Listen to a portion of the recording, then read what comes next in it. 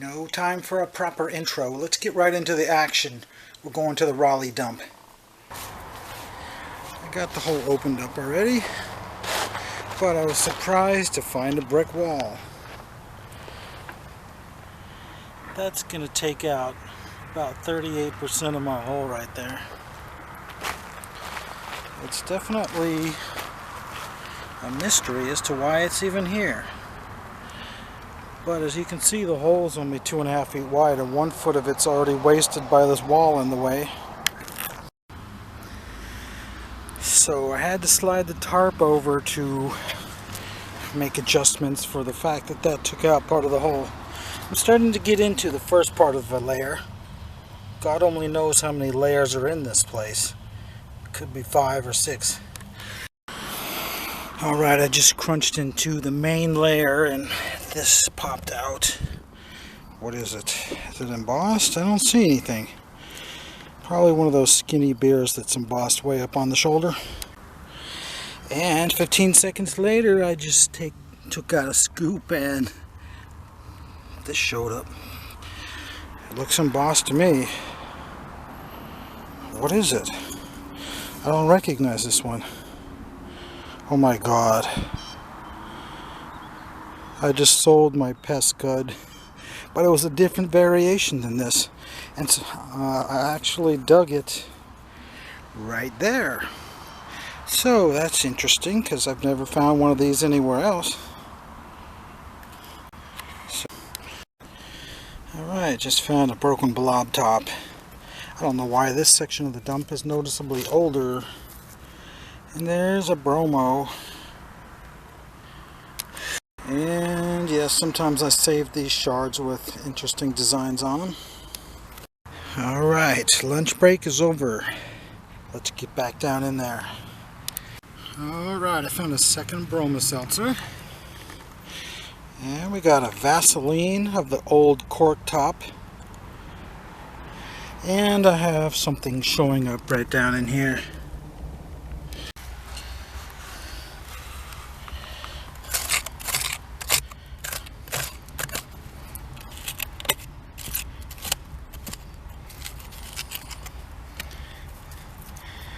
Looks like a half-pint flask, and I don't see any embossing on that side. Nothing on that side either.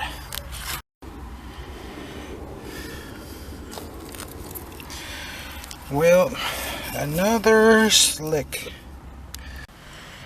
There's a lot of layer in here. A lot of debris, but very few bottles are showing up. But I just noticed this one just laying right there. Slick, dang it. Oh man, a broken whiskey. That's only from Virginia though.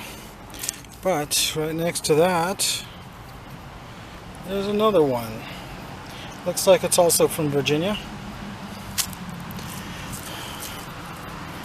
And I found this. And a broken beer with an early looking top from about 1895. Well, I was just chiseling away at the walls, and then I hit the corner of this bottle and broke it. That better not be a really good embossed bottle or I'm going to get really upset. Well, I just cleared some dirt and I feel some embossing on there. It's an embossed flask. If it's in North Carolina, then that's going to be a tragedy.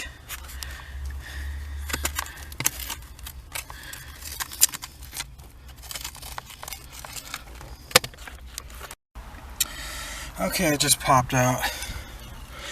Okay, it is a beautiful bottle, but it's really rather common, so it's only maybe a $10 or $12 bottle. And besides that, it still looks perfect on the shelf because the damage is on the back.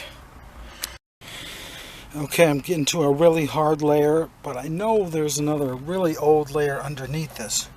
I actually remembered from a month ago when I dug that hole next to here, and this time I brought 10 gallons of water with me.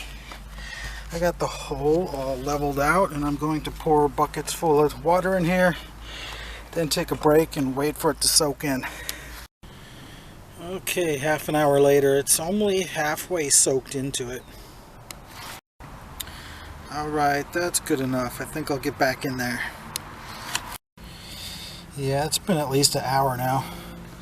Here's a couple more interesting shards. That's an aqua colored strapside in the half pint. And yet another one, but this is obviously a bigger quart size one. Okay, looks like we have company.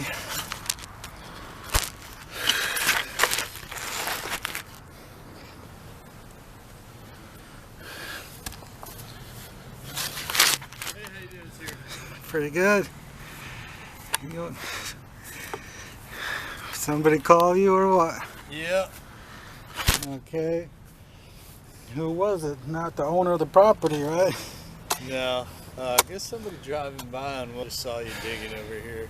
I wanted to make sure you weren't burying a dead body or something.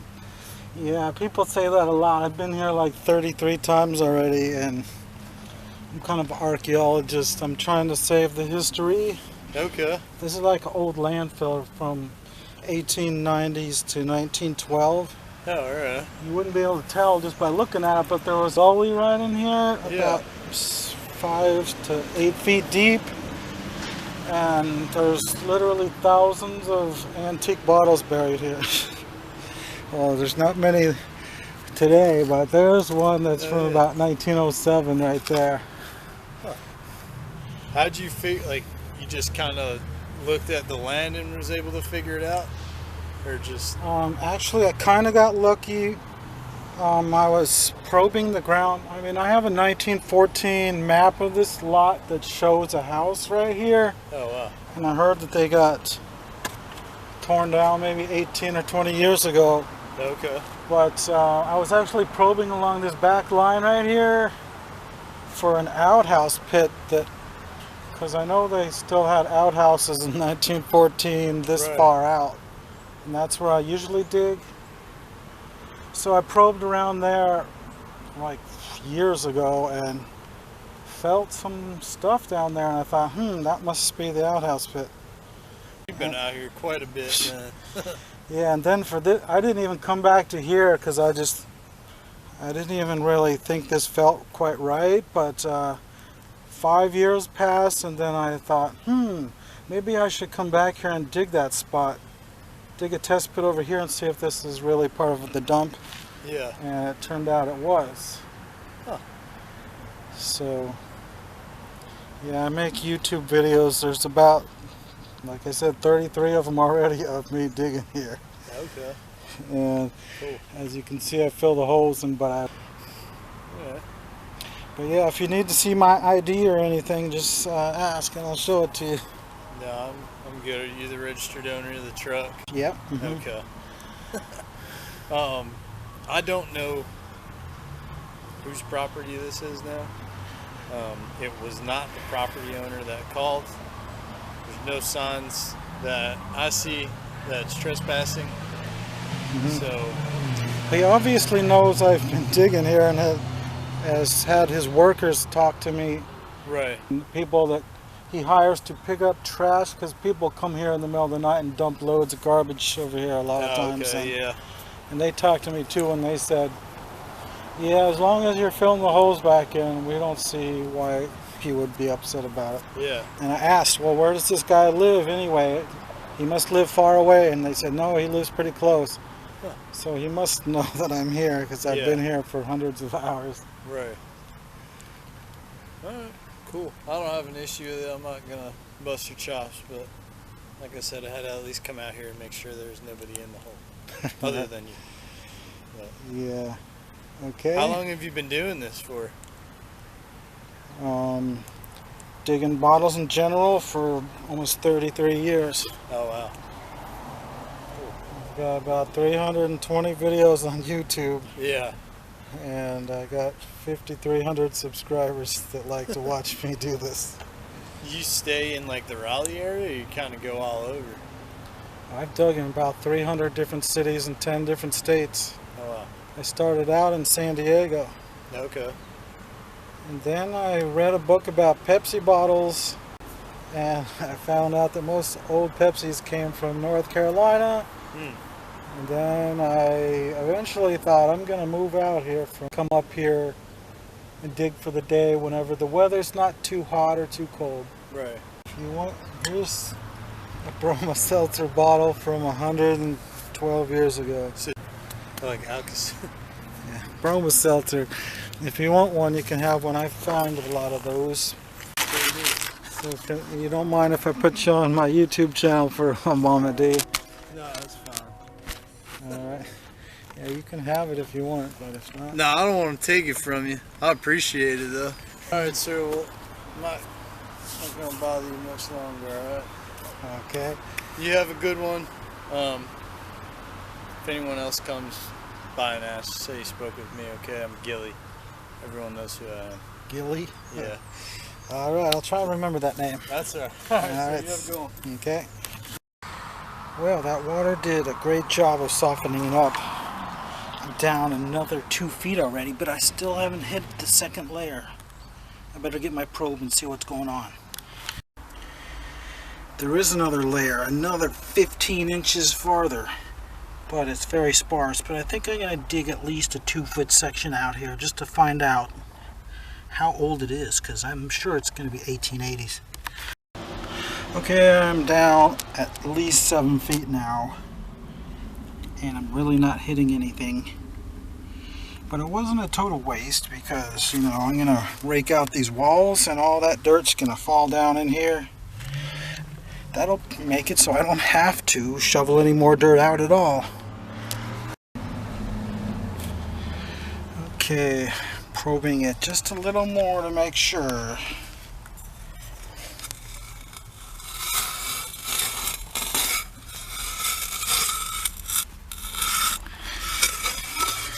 Definitely don't hear any crunchy stuff down there.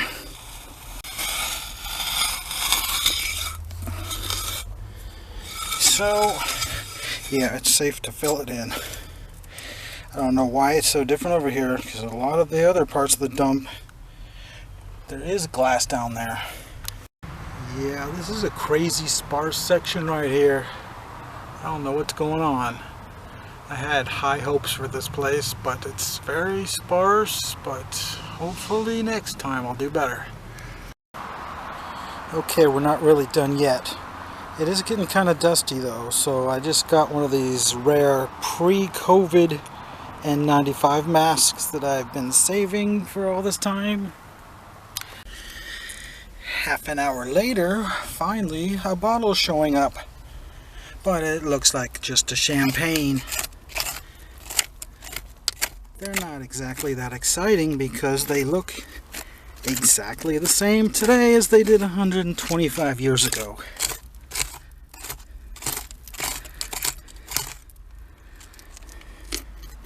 And they're very sturdy, so I'm not worried about breaking it.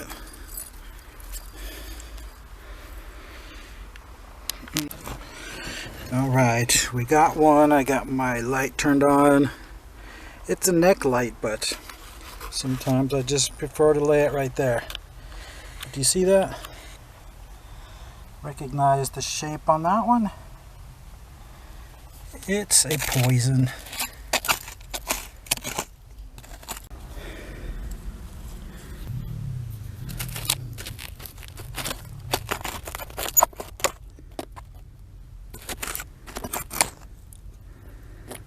Alright, looks to be in good shape.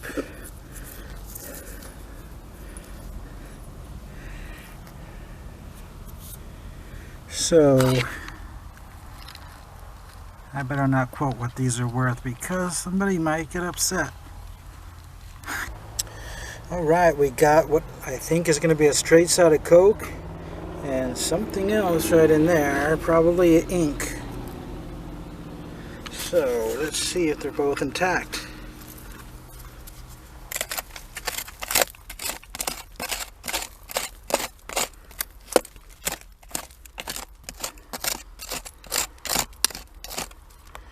That one wiggled a little, so I think the neck's broken. Dang it. Well, that's a $50 bill broken right there.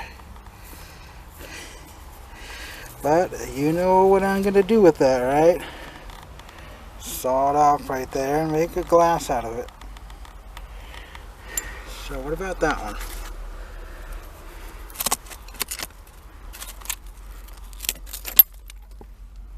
That didn't sound too good, but it looks to be intact, and it is actually a Vaseline.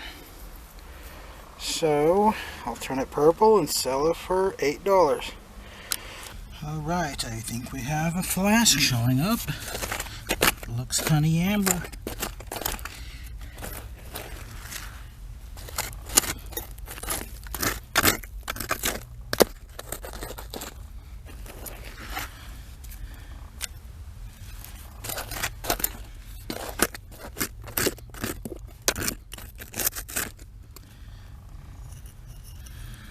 Okay, it is slick on that side and slick on that side. But honey amber is much better than dark amber, right? We got something coming out. It looks kind of like a Listerine. You gotta have Listerine to go with the Vaseline.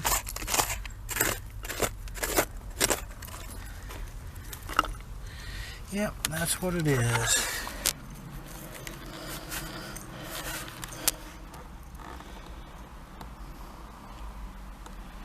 It's an early blown in the mold one from about 1907, I would say. So maybe I'll get $5 eventually. Okay, I was about to pull this one out without filming it, but then I thought, well, I haven't been finding enough today. I better not. Better film every one that I can. I was hoping it was going to be an embossed perfume, but it's just a slick. Just found this top. Looks like a bitters, and surely it is. But what kind was that? I don't know, but here's a couple more interesting shards. Some kind of a soda bottle. And then we have Lydia E. Pinkham's, or what's left of it. And then some kind of a comb of some sort. I gotta be careful. This thing right here. The last time I dug up against one of these and tunneled under it, it collapsed and nearly broke my leg. That's about 300 pounds right there. And if it snaps loose when I'm not expecting it, I could get hurt pretty bad. I just looked down and noticed that. It's a nice fancy crystal stopper for maybe a back bar saloon type bottle. Okay, that would have been a nice one, whether it's a chemical bottle or some kind of mineral water. I really don't know, but I think I'll bring this shard home with me because it's really nice. So that was kind of slim pickings for today, but we did definitely find over $100 worth of bottles. So at least we accomplished what I always like to accomplish. And I did find this other interesting shard. You know what that is? Blood wine soda. Just found this spoon while filling the hole in. It's rather small, so it could be silver, but since it's turning green, I think it's probably got copper with a thin silver plating on it. Lighting by Todd Powell.